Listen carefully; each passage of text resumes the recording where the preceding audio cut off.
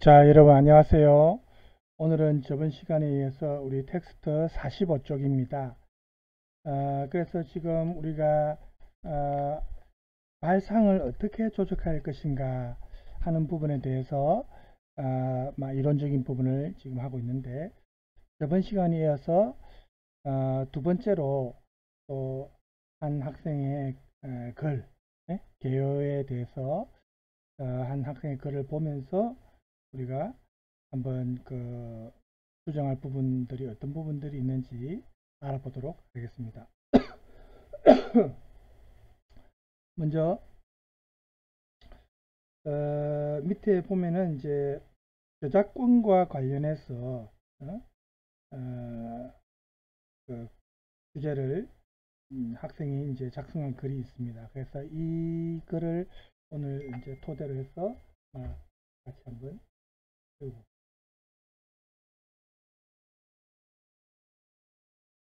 자, 먼저 제목을 보면은 오른쪽과 왼쪽의 갈림길 어디로 가야 하는가. 이제 나중에 나오겠지만 오른쪽은 카피라이트를 말하고 왼쪽은 카피레이트를 말합니다. 여러분 알다시피 카피라이트는 저작권 보호법이죠. 저작권에 대한 권리를 주장하는 게 카피라이트고, 카피레프트는 이제 반대로 어, 그 많은 사람들이 그런 어떤 지식을 공유할 수 있도록 하는 게 카피레프트입니다. 그래서 그걸 이제 지금 오른쪽과 왼쪽으로 표현을 한 겁니다. 제목이 오른쪽과 왼쪽의 갈림길 어디로 가야 하나. 주제는 현실에 맞는 저작권법. 자, 먼저 1번을 봅시다. 여기는 지금 스론본론 결론 형태는 아니고 개요로만 해놨습니다. 1. 오른쪽과 왼쪽 어느 가상의 소설가 이야기. 거의 모든 소프트웨어들을 공유하는 한국인. 인터넷에 사진을 함부로 게시했다가 제재를 당하는 현실. 이 사진도 자기가 찍은 사진이 아니고 다른 사람의 어떤 사진을 활용했기 때문에 그 사람의 동의를 얻지 않고 활용하면 제재를 당한다는 거죠. 어느 프로그래머가 공개한 운영체계. 자, 2번 오른쪽 왼쪽 무엇이 좋을까? 1. 정의와 발생. 오른쪽 카피라이트입니다. 그죠? 카피라이트는 카피, 영어의 카피, 복사와 라이트, 권리가 합쳐진 말로 제작자가 자신의 저작물 무단 사용을 통제하고 그로부터 이익을 얻을 수 있는 권리를 나타내는 말이다. 출판계에선 판권이라고도 한다. 주로 이렇게 C로 표시하며 동그라미 C도 있고 가로 안에 C도 있습니다. 그렇죠? 나타내는 경우가 많고, 벨은 협약의 바탕을 두고 있고 저작권 내용은 나라마다 다르다. 자, 그 다음에 정의와 발생으로 왼쪽에 대한 겁니다. 카피레프트는 지적재산권을 의미하는 카피라이트에 반대한다는 취지입니다. 거기에서 유래했고, 자유 소프트웨어, 프리 소프트웨어라고도 하는데 지적재산권에 반대해 지적 창작물에 대한 권리를 많은 사람이 공유할 수 있도록 하는 운동입니다. 그 이유는 먼저 오른쪽이 가치 창출에 기여한 정당한 권리자에게 합당한 대가가 분배될 때 사회정의는 실현될 수 있으므로 제작자에게는 자신의 노력의 결실에 대하여 당연히 대가를 요구할 수 있는 권리가 주어져야 한다. 그 다음 창작 활동에 적절한 권리를 부여함으로써 경제적인 부담을 덜어 전적으로 창작 활동에 전념하게 하면 예술적으로든 문학적으로든 우수한 저작물을 창작하게 되는 바, 이러한 우수한 저작물을 일반 시민들이 장려함으로써 민족문화, 나아가 세계문화의 발전을 가져올 수 있다. 이 관련해서 사실 중국은 전혀 이 저작권법 신경도 안 쓰고 우리 드라마든 노래든 이런 그렇게 하고 있지 않습니까? 세계 최고의 인도가 이제 비슷한 인구지만 인도가 조금 지금 더 많아지고 있죠. 그런 인구가 많다는 이유로, 땅덩어리가 넓다는 이유로 저작권 얘기가 나올까 갑자기 중국이 생각나네요. 그 다음 문제점은 오른쪽 카피라이트 문제점은 터무니없는 저장료 때문에 정보를 간절히 필요로 하는 사람이 유용하지 못할 수 있다. 사소한 것에도 저작권 문제가 붙어서 일상생활에서 불편을 느끼기도 한다. 그 다음 이유, 왼쪽에 대한 이유입니다. 일부에게만 공유되던 정보가 모든 사람들에게 공유되다 보면 이전보다 더 다듬어지고 유용한 정보로 재탄생될 수 있다. 그러니까 그 정보를 공유한 사람들이 좀 더 보충 보완해서 좀 더 나은 정보가 탄생될 수 있다는 거죠. 업그레이드 될 수 있다는 말이죠. 정보를 쉽게 습득할 수 있는 환경이 조성되어야 필요한 이들이 그것들을 익히면서 문화 발전과 의식 수준 향상을 기대할 수 있다. 그 다음 문제점, 레프트의 문제점입니다. 카피레프트가 일반화되다 보면 카피라이트의 개념이 희박해져서 모든 저작물의 권리가 무시되어 더 이상 제작자는 그에 대한 보상을 받을 수 없으며 창작을 하고 싶어도 못하는 상황에 이르게 될 수도 있다. 카피레프트의 흐름은 죄송합니다. 대다수의 기업들이 자유 소프트웨어 개발을 하게끔 하지만 이윤을 추구해야 하는 기업은 이러한 자유 소프트웨어들도 다시 정보의 격차를 불러올 가능성이 있게 변화시킨다. 결국 다른 문제로 인한 불완전한 정보 공유가 나타날 수 있다. 자, 이까지가 카피라이트와 레프트의 문제점에 대해서 또 장점에 대해서 얘기했고, 그 다음 세 번째는 결론, 어떻게 보면 결론에 해당될 수 있는 내용인데 가운데로 가졌습니다. 가운데 중용이죠. 카피 기프트입니다. 이 기프트는 선물한다는 뜻이죠. 카피 기프트 운동이 사회가에서 일어나고 있다. 이 운동은 저작권의 포기 운동이나 저작권의 공유 운동과는 좀 다른 것으로 이 지식의 나눔, 여기에다가 사랑의 더함이라는 의미가 있다. 21세기 지식정보화 시대의 도래와 함께 기술에 의한 저작권의 패러다임 전환이 불가피한 상황에서 이제 지적재산권이 개인의 권리로 국한되기보다는 삶의 자연스러운 모습으로 사회에 환원되어야 한다는 취지에서 이 운동에 동참하는 사람이 증가하고 있다. 이와 같은 모습으로 서로 자신의 의견을 주장하면서 소중한 시간과 자본을 낭비하기보다는 다 함께 협력해야 한다. 이렇게 결론을 가운데로 가자고 이제 했습니다. 자, 지금 이제 이렇게 우리가 쭉 이 글 쓴 사람의 계열을 보면 일단 제목부터 보면 오른쪽과 왼쪽의 갈림길 어디로 가야 하나, 주제는 현실에 맞는 저작권법, 지금 이렇게 되어 있습니다. 그래서 이제 요 쭉 지금 내용을 이렇게 보면은 항목식 개요와 문장식 개요가 지금 다 섞여 있죠. 이런 거는 이제 문장이고 이런 거는 좀 항목식 형식이죠. 그리고 이제 우리가 앞에 저번 시간에 했던 글선 그 개요하고 비교하면 구성이 좀 더 세계적이고 이 글 쓴 사람이 카피라이트와 카피레프트의 특성과 문제점을 비교하면서 우리 일상생활에서 자주 접하게 되는 그 저작권 문제, 그렇죠? 이거를 해결할 대안으로 카피 기프트 운동, 아까 이제 중간으로까지 했죠? 수업 중인데 전화 오네요. 잠깐만요. 선생님 지금 수업 중이라서 잠깐 끊을게요. 자, 죄송합니다. 그래서 오른쪽 왼쪽 무엇이 좋을까 이렇게 이제 얘기가 나오고 있는데, 이 개요 문제점을 조금 같이 한번 찾아보면 우선은 그 카피라이트와 카피레프트에 대한 비교 분석이 조금 체계성이 부족합니다.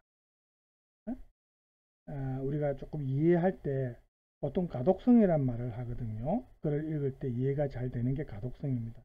그러니까 가독성이 좋은 걸, 가독성이 나쁜 걸, 이해가 잘 안 될 때 가독성이 떨어진다, 뭐 이렇게 말을 합니다.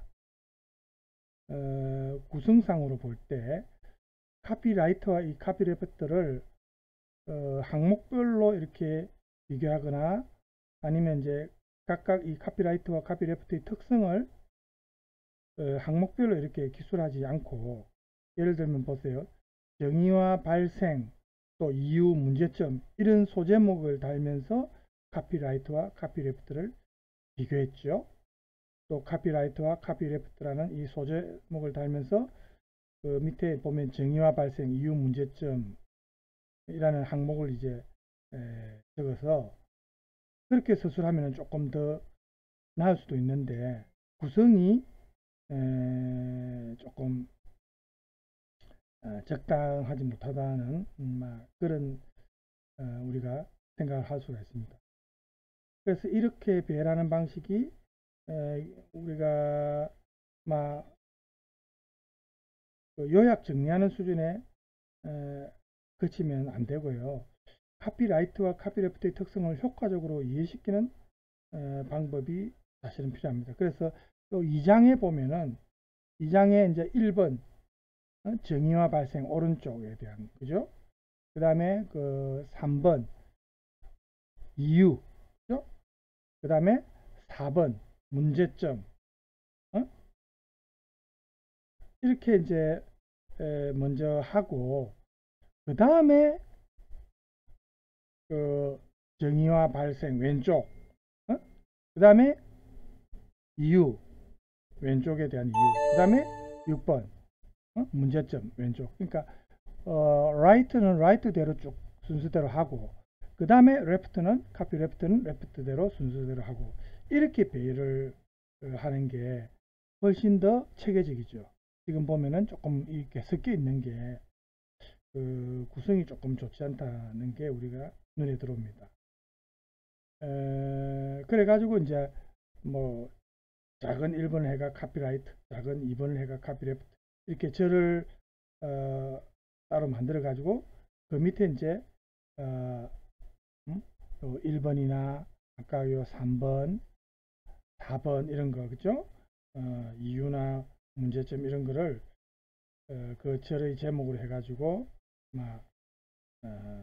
하위 항목으로 그죠?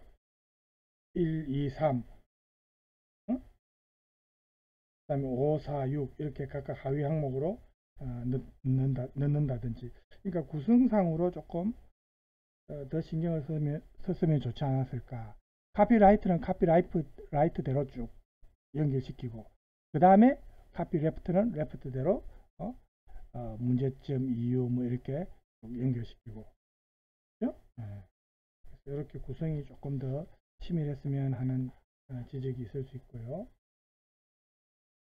이렇게 우리가 논의 대상을 이렇게 항목별로 논의하면 독자들에게 이제 이 글을 읽는 독자들에게 이 카피라이트와 카피레프트의 차이를 명확하게 이제 전달할 수 있습니다. 그렇지만 이 총체적인 이해는 또 쉽지 않죠. 총체적으로 전체적으로 이해 안 되는 거죠.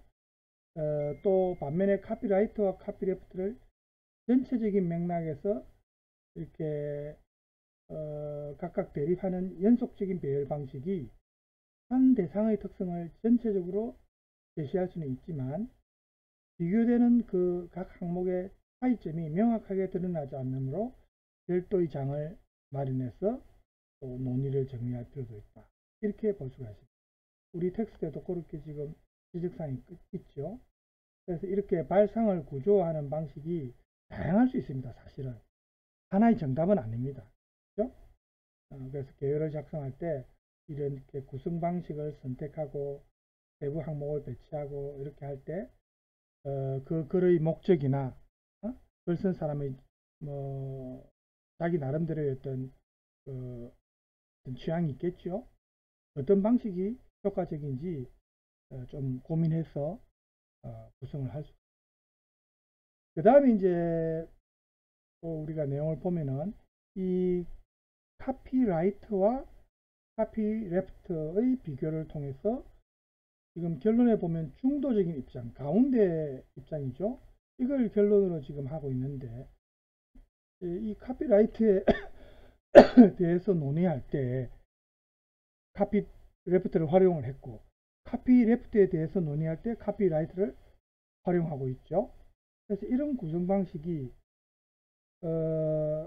물론 완전히 나쁜 건 아니지만 글 쓴 사람 자신의 의견을 명확하게 제시하는 게 좀 부족하죠.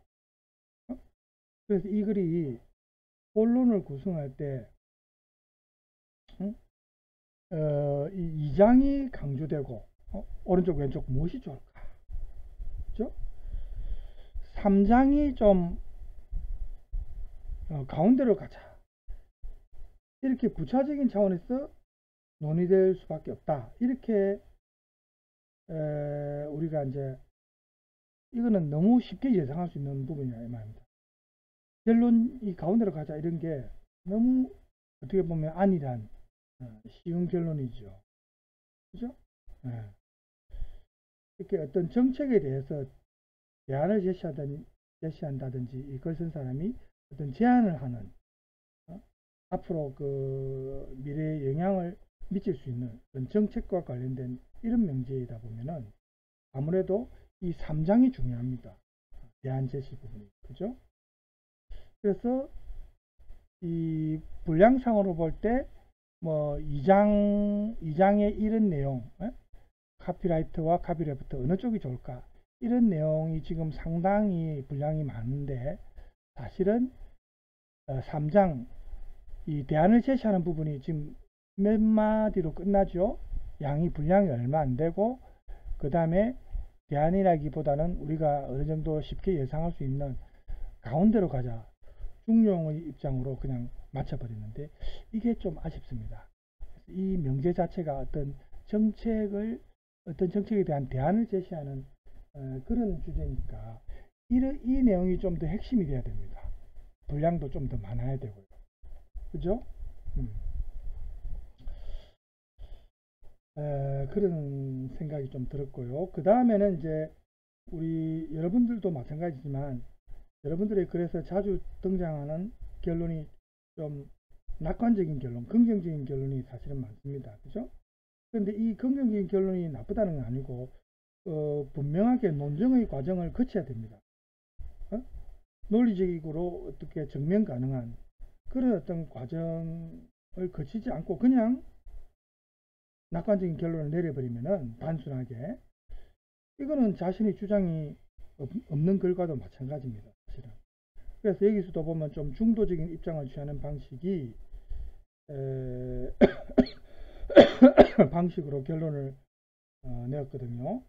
앞에 카피라이터와 카피레프터 이 비교되는 두 대상을 정확하게 이해해 가지고 거기에 바탕을 둬야 되고 또 이 바탕하에 새로운 견해를 제출하는 그런 방식이 이제 이 글에서 필요한데 이 카피라이터와 카피레프터를 마치 교집합한 그런 정도로 주장을 제시하는 게 좀 아쉽습니다.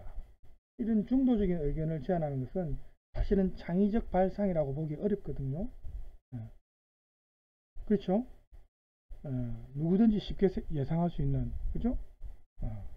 그래서 글 쓴 사람만이 제안할 수 있는 주장이 아니고 그 두 대상의 장점을 추출해 가지고 단순하게 결합하고 뭐 이렇게 만든 결론은 사실은 창의적 발상에 의한 그런 제안은 아니다.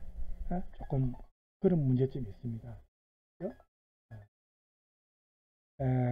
그래서 또 지금 전화가 오는데 수업 마치고 나중에 제가 전화하면 되니까 안 받겠습니다. 수업 중에.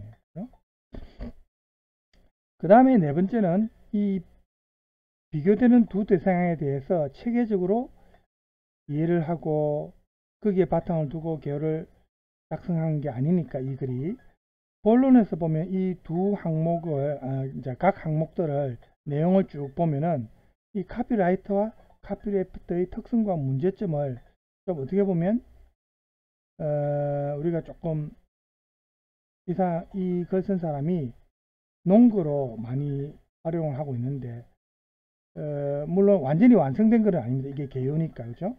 그렇지만 카피레프트가 불법 복제 혹은 카피라이트에서 벗어나는 모든 정보 이용의 형태를 의미하는 그런 용어로 사용될 수도 있다는 위험성이 있습니다. 우리 텍스트에서도 그 내용을 지적했죠. 마지막에 보면은 여기 나와 있죠. 불법 복제 또는 카피라이트에서 벗어나는 모든 정보 이용의 형태로 통칭하는 용어로 사용될 위험성이 있다. 이렇게 지적을 했습니다. 그래서 이런 부분이 조금 이 글이 비록 개요지만 완전한 글은 아니지만 우리가 지적할 수 있습니다. 가장 큰 문제는 아무래도 아까 말했다시피 이 결론 부분입니다. 가운데로 가자 이렇게 해가지고 키프트 운동 해가지고 이렇게 문장이 몇 개 안 되죠. 이렇게 결론을 냈어요. 이 사실은 정책 명제이기 때문에 이 부분이 훨씬 더 중요합니다. 내용을 좀 더 충실하게 글 쓴 사람의 창의적 발상이 좀 들어간 내용이 추가되면 아주 좋은 글이 될 수 있는데 이 부분이 너무 아쉽고 또 분량은 오히려 카피랩트와 카피라이터의 문제점 또 정의와 발생, 이유 이런 부분이 분량은 굉장히 많죠. 지금 많은 데 비해서 결론 부분은 너무 미흡하니까 조금 구성을 다시 생각할 필요가 있지 않느냐 이런 생각이 들었습니다. 자, 그 다음에 이제 우리가 이렇게 또 텍스트만 하면 여러분이 또 지겨우니까 저번에 한 것처럼 또 오늘 동영상 볼 거는 역시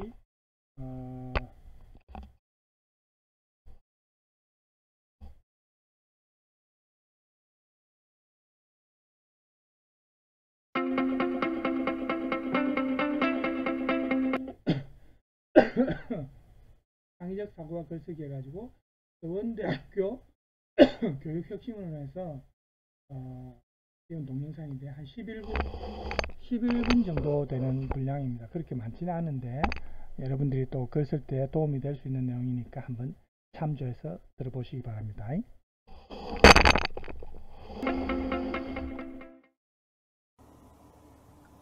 안녕하세요. 교양대학 황혜영입니다. 오늘은 창의적 사고와 글쓰기라는 주제로 짧은 강의를 시작하도록 하겠습니다. 내용이 그리 많지는 않죠. 짧으니까. 글쓰기 어떠세요? 어렵고 막막하죠? 왜 그럴까요? 사실 글쓰기가 어려운 것은 우리 교육의 방식의 원인이 큽니다. 우리 교육이 주입식 교육이고 또 정답이 하나뿐인 단수적인 생각을 하게 하는 교육입니다. 뿐만 아니라 결과 위주의 정답만 맞으면 되는 교육이기 때문에 우리가 글을 써보는 그런 기회가 없었던 거죠. 글쓰기는 내 생각을 써야 하는데 내 생각을 자유롭게 발전시키는 훈련이 부족했었습니다. 그리고 우리 사회에 커닝이 정말 만연한데요. 커닝은 왜 할까요? 커닝이 좋다는 것이 아니라 커닝을 하게 되는 것은 커닝을 할 수 있기 때문입니다. 왜냐하면 단답형 평가에 결과 위주의 교육이기 때문에 커닝을 자연스럽게 답을 보고 쓸 수 있는 거죠. 왜냐하면 답이 하나니까요. 하지만 대학에 와서 달라진 점은 뭐가 있나요? 리포트를 써야 되고 프레젠테이션을 해야 되고 자기소개서나 이력서, 서평, 논문 등 단답형 대신 길게 써야지 됩니다. 그런데 그동안 내가 내 생각을 쓰는 훈련을 별로 못 해봤기 때문에 막막하죠. 그래서 커닝은 이제 긁어오기, 퍼오기, 아니면 돈 주고 사오기 이런 방식으로 또 다른 글을 가져와서 내 글을 채우는 그런 우리 관습들로도 또 바뀌게 되었습니다. 사실 커닝과 표절은 교육과 사회 시스템의 문제인 점이 큽니다. 물론 우리가 커닝이나 표절을 하는 것이 당연하다는 것이 아니라 그런 사회 시스템의 문제들도 있었기 때문에 이런 문제들 속에서 우리의 태도를 한번 돌아보는 시간이 필요할 것 같습니다. 그런데요, 지금 말하려고 하는 우리 실제 글쓰기는 사실은 정답이 없습니다. 오늘날 사회에서 그래서 지금 이 선생님의 말씀도 들어보면 또 우리가 이해가 되는 게 요즘에 시험 칠 때 커닝 때문에 이제 감독하는 문제로 조금 신경이 많이 쓰입니다. 그렇죠? 근데 이런 시험 문제는 커닝을 하려고 해도 할 수가 없죠. 예. 그 장점이 있습니다. 대신에 채점할 때 아주 힘듭니다. 또 이의 제기도 많이 있을 수 있고요. 왜냐하면은 완전한 정답이 아니니까, 그죠? 이렇게 일장일단이 있습니다, 그죠? 저는 개인적으로 그래서 이제 우리가 이렇게 여러분들한테 과제는 제가 몇 개 내고 하겠지만, 기말 시험은 가급적이면 책에 있는 내용 중에서 제가 미리 시험 팁을 줄 겁니다. 어느 부분을 공부해라, 몇 쪽에서 몇 쪽까지 이렇게 해가지고 거기에 있는 표현 중에 가로 안에 답적어 넣기라든지 조금 답이 명료한 그런 문제를 낼 겁니다. 필기시험은 그렇게 하는 게 나중에 이제 좀 시험 정답과 관련해서 이의가 없을 것 같아서 그렇게 낼 예정이고요. 그건 이제 나중에 시험 치기 한 몇 주 전에 제가 알려드리겠습니다. 팁은. 자, 계속해서 들어봅시다. 요구하는 능력이 계속해서 바뀌고 있는데요. 정리된 지식 대신 종합적인 문제 해결 능력을 요구하는 시대가 되었습니다. 이러한 시대에 정답이란 미리 정해져 있지 않습니다. 그리고 답이 하나가 아니에요. 여러 가지 답이 다 정답이 될 수 있습니다. 뿐만 아니라 내 답은 다른 사람과 다르다는 것입니다. 여기에 우리가 컨닝이나 표절을 할 필요가 없는, 할 수 없는 지점이 여기에 있습니다. 왜냐하면 글쓰기는 내가 쓰는 것이 정답이기 때문입니다. 다른 사람이 쓴 글과 내가 쓴 글이 같을 수가 없습니다. 내가 가진 것이 얼마나 소중한지를 깨닫게 되는 계기도 우리 글쓰기를 통해서 느낄 수 있게 됩니다. 컨닝할 필요가 없는 것이죠. 하지만 우리의 생각들을 서로 다른 생각들이기 때문에 나누는 것은 나의 생각의 폭을 넓혀주는 데 물론 도움이 됩니다. 자, 지금부터 우리 창의성을 발현하는 글쓰기 연습을 한번 해보려고 하는데요. 사실 글쓰기를 할 때 우리가 가장 많이 창의성을 발현하는 연습을 하게 됩니다. 융복합 사고의 바탕에는 창의성이 있는데요. 왜냐하면 기존 것들을 기반으로 해서 융복합 사고 과정을 통해서 새로운 것을 도출해내는 능력이 바로 창의성이기 때문입니다. 여러분, 이 사진에 나와 있는 뭔가요? 많이 보셨죠? 네, 경주에 가면 많이 볼 수 있는 것인데요. 신라미소라고 하는 수막새입니다. 기와 지붕에 수기와 앞에 이렇게 막아두는 곳에 무늬가 되어 있는 그 수막새라고 하는데요.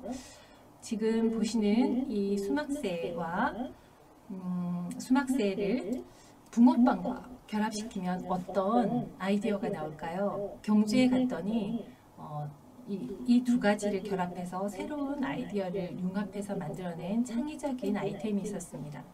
신라 미소빵인데요. 네, 신라 미소의 그 수막새와 붕어빵을 결합해서 전혀 다른 새로운 형태의 빵을 만들어낸 걸 볼 수 있는데요. 여기서 하나의 융합적인 사고를 볼 수 있습니다. 그런데 이런 융합적인 사고는 다른 여러 분야에도 있지만 사실은 글쓰기에서 보여주는 글쓰기 자체가 가장 기본적인 융합적인 사고의 어떤 원천이라고 할 수 있습니다. 창의적인 사고를 기르는 연습의 대표적인 하나가 바로 글쓰기입니다.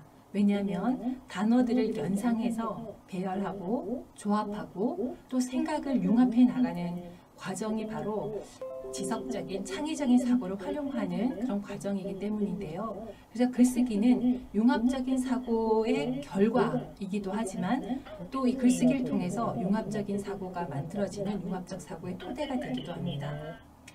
글쓰기 연습을 통해서 다양한 분야 텍스트를 읽고 종합적인 생각을 하고 또 글과 말로 표현하는 이런 것이 우리 대학 기초교양교육의 한 중심이 되는 것도 이 글쓰기 연습이 우리 창의성과 융합적인 사고를 발현하는 중요한 어떤 방법이 되기 때문입니다. 베냐민은 글쓰기가 생각의 몸이라고 했는데요. 생각과 글쓰기를 분리하는 것은 전혀 무의미한 일이라고 말했습니다. 왜냐하면 이 생각의 몸인 글쓰기가 생각을 교육하고 그것을 실제로 바꿔놓기 때문이라고 했습니다. 다시 말해서 우리가 생각이 글쓰기를 바꾸거나 만들어내는 것 같지만 반대로 글쓰기를 열심히 다듬고 고심하고 바꾸는 과정에서 어떤 사유가 새롭게 만들어지고 창조된다고 보았습니다. 이 좀 중요한 내용이 하나 나왔습니다. 그죠? 우리가 보통 이 생각을 글로 표현하는 것이 어려우니까 이제 보통 순서를 그렇게 생각 그 다음에 글쓰기 이렇게 이제 생각하는데, 글쓰기 연습을 열심히 하다 보면 사유 능력도 같이 향상된다는 거. 그죠? 이 참 상당히 이제 중요한 부분인데, 여러분들이 앞으로 글을 쓸 때도 이런 부분을 고려하면서 내가 이렇게 열심히 글쓰기 연습을 하면 내 생각도 업그레이드 되고 생각하는 방식이라든지 모든 게 도움이 된다는 것을 참조하시기 바랍니다. 그걸 우리가 한번 체험해 보려고 하는데요. 오늘 간단하게 문장 하나 만들어 보도록 하겠습니다. 연상적 사고를 발현하는 문장 쓰기인데요. 지금 화면에 보이는 두 단어가 보이시죠? 이 두 단어를 넣어서 문장을 하나 만들어 보도록 하겠습니다. 단어는 노을하고 망토입니다. 잠깐 시간을 드릴 테니까 문장을 한번 만들어 보세요. 노을하고 망토.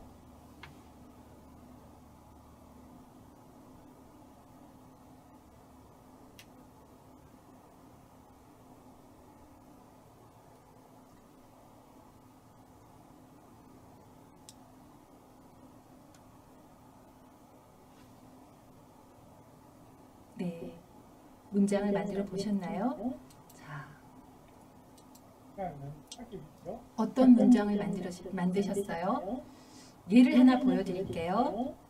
노을에 물든 하늘은 지구를 두르는 황금빛 망토가 되었다.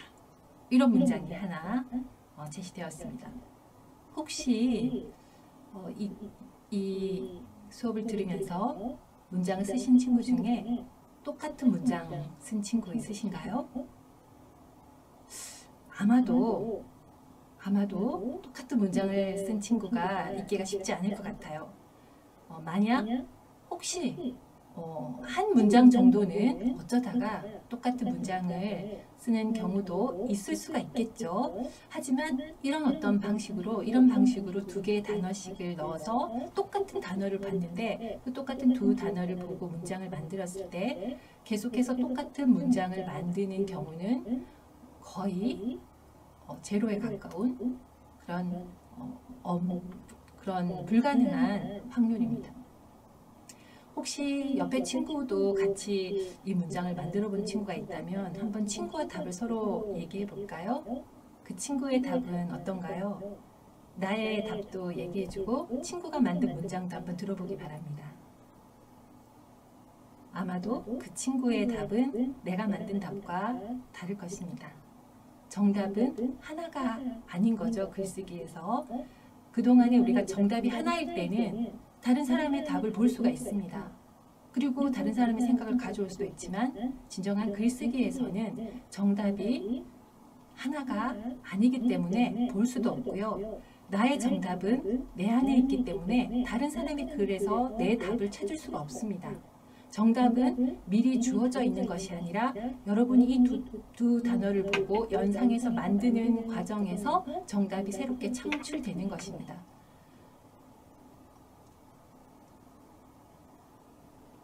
정답은 미리 주어져 있지 않고 내가 만든 문장을 통해서 생각이 만들어지는 거죠. 여러분이 만든 문장을 한번 볼까요? 혹시 똑같은 문장을 이제까지 살아오면서 한 번이라도 똑같은 문장을 내가 한번 써본 적이 있는 것 같다 라고 느껴지시나요? 사실 우리가 노을이란 단어도 전혀 모르는 단어가 아니고 망토라는 단어도 전혀 모르는 단어가 아닌데 평소에 쓸 수 있는 일반적인 평범한 단어인데 이 두 단어를 넣어서 문장을 하나 만드는 것만으로도 여러분이 만든 문장을 보시면 아마도 많은 경우 이제까지 한 번도 만들어 보지 않은 문장을 내가 써봤다라고 느끼는 친구들이 많을 것 같습니다. 이 연습도 물론 한 번은 우연히 내가 이런 문장을 예전에 써봤을 수도 있지만 여러 차례 반복해 보다 보면 이런 과정을 거치다 보면 아, 이런 문장은 정말 단순한 두 단어를 넣어서 문장을 만들었지만 내 삶에서 한 번도 써보지 않은 문장이구나 하는 것을 느끼게 되실 것입니다. 그만큼 우리가 문장을 하나를 만들 때 하나의 생각이, 하나의 이미지가 창조되는 것입니다. 일단 오늘 여기까지 하겠는데, 지금 이렇게 뭐 노을이든 하늘이든 지구, 황금빛, 망토 이런 단어 하나하나들은 우리가 살면서 많이 접하고 뭐 알고 있는 단어지만, 이 단어 중에 뭐 한두 개나 세 개 이렇게 조합을 해가지고 문장으로 만들어라 하면은 완전히 다양한 문장들이 만들어질 수 있다는 겁니다. 그죠? 그래서 방금 여기 선생님이 말씀하신 것처럼 이렇게 만들어진 문장은 자신의 생각입니다. 아주 고유한, 그죠? 자신만의 발상에서 나온 그런 문장입니다. 그러니까 정답이 없는 거죠. 하나의 문장이 정해진 문장은 없는 거죠. 그래서 이런 어떤 글쓰기 연습 필요한 자세 같고요. 그래서 여기 짧은 영상이지만 제가 좀 괜찮은 것 같아서 준비를 했었습니다. 자, 오늘 지금 시간을 보면은 오늘 조금 오늘은 조금 빨리 마치겠습니다. 중간에 또 자꾸 전화도 오고 해서 중간에 한번 끊기고 해서 제가 조금 여러분한테 죄송하고요. 그래서 다음 시간에는 뭐 어차피 이제 내용상으로 끊기니까 더 좋죠. 다음 시간에는 50쪽의 내용을 어떻게 표현할 것인가, 이 부분부터 하겠습니다. 여기서도 이제 글 쓴 사람의 사례를 통해서 우리가 읽으면서 이제 수정이나 보완이 필요한 부분들을 찾는 그런 방식으로 이제 수업을 진행하겠습니다. 자, 여러분 오늘 수고 많으셨고요. 오늘은 조금 빨리 마치겠습니다. 다음 시간에 또 뵙겠습니다. 감사합니다.